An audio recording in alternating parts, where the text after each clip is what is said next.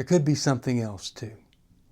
Maybe you've been in this relationship a long time and you've gotten a little bored and unmotivated to be the person you wanted to be when you first got married. Just maybe you've never done this one thing that I've said over and over again we all have to figure out. You have to no longer need to be fascinating to other people. From New Life Ministries, this is Going Deeper with Stephen Arterburn. I'm Stephen Arterburn. And Going Deeper is all about taking the tough issues, the hard issues of life, looking a little bit deeper inside so that we can gain some insight into our lives. Hi there, thanks for joining me for Going Deeper. Steve Arterburn here, and we're in the next to the last session on our problems with love. If you're in love, you think, man, this is just going to be the greatest thing ever. But we are human and we do get in trouble. And so I want to help identify exactly what the problem is. Well, today I'm saying that there could be a problem that you see, but it's not the problem that you need to be dealing with. Jesus met some people that they thought the problem was that the outside needed to look really good to other people. They thought that's really where they ought to spend their time working. Jesus had some other thoughts about that.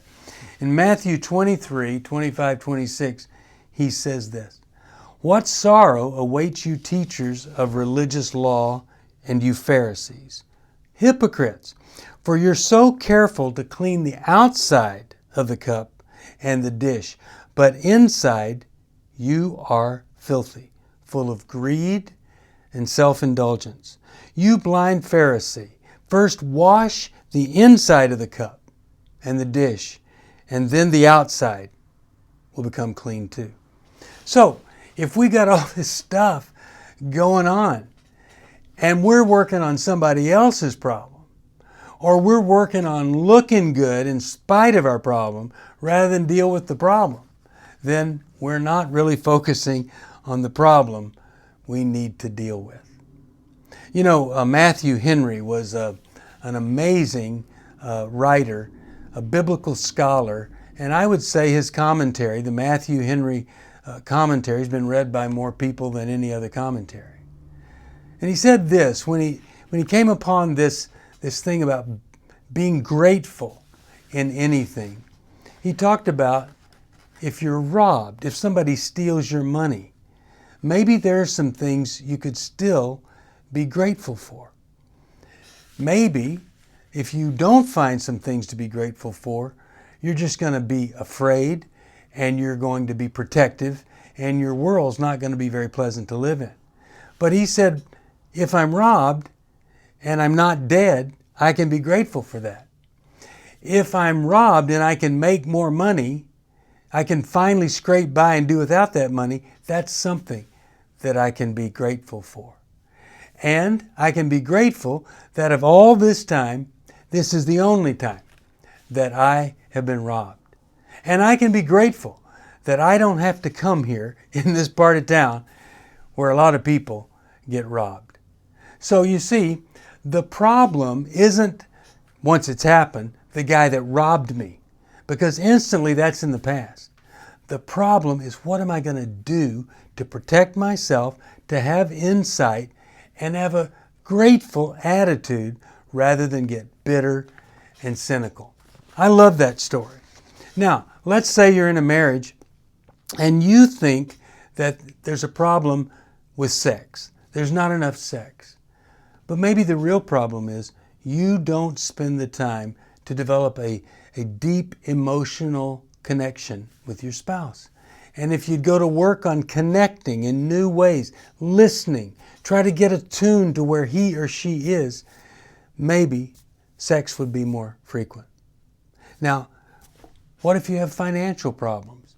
You might say, well, we've got to get on a budget and we've got to follow a budget and we've never done that before. But maybe what you really need to be working on isn't the budget yet. Maybe you need to be working on delayed gratification. why you have to have everything instantly right now. Because if you don't learn to delay gratification, finances probably are going to always be a problem. Now, maybe you're really connected, but your spouse and you, not so much, because social media has become such a big part of your life. You're always on your phone, always looking down, and all that time that you would have connected, you would have spent time together, maybe even both of you are connecting with something else other than each other. And then there could be something else too. Maybe you've been in this relationship a long time and you've gotten a little bored and unmotivated to be the person you wanted to be when you first got married. Just maybe you've never done this one thing that I've said over and over again we all have to figure out. You have to no longer need to be fascinating to other people. A lot of folks are online and Facebook and Twitter and other places, and really what they want to be is fascinating to other people. And in person, they also really come alive when someone seems to be fascinated with them. I am so grateful that I got to deal with this so much earlier in life, because when I started Women of Faith, I was around thousands of women all the time. And I got to tell you, I had no need to be fascinating to any of them. I've done so many things poorly, that's why I can actually tell you I did that pretty well. So if you have this desire to be fascinating to other people, it could be the thing you need to work on so you can connect better. Or could be a childhood where you never got attention. You've never grieved how bad that was, never even looked at it. And so now you're trying to get the attention from other people that you never got as a child. So, a lot of times we can see a problem, but the problem that we see isn't the one we need to be working on. Would you give that some thought? Would you pray about it? Would you consider if it might be true in your life? That's all for today on Going Deeper. Next time, number 5, our final entry here in Going Deeper and the Problems with Love. Thank you for joining me for Going Deeper. I hope something I've said may have helped just a little bit. If you have a question you'd like me to answer or comment, just email me at stevesocial@newlife.com. I'll see you next time. If you want to support Going Deeper with Stephen Arterburn, be sure to subscribe so you never miss another episode. And if you know someone who would benefit from this episode, be sure to share it with them. See you on the next Going Deeper with Stephen Arterburn from New Life Ministries.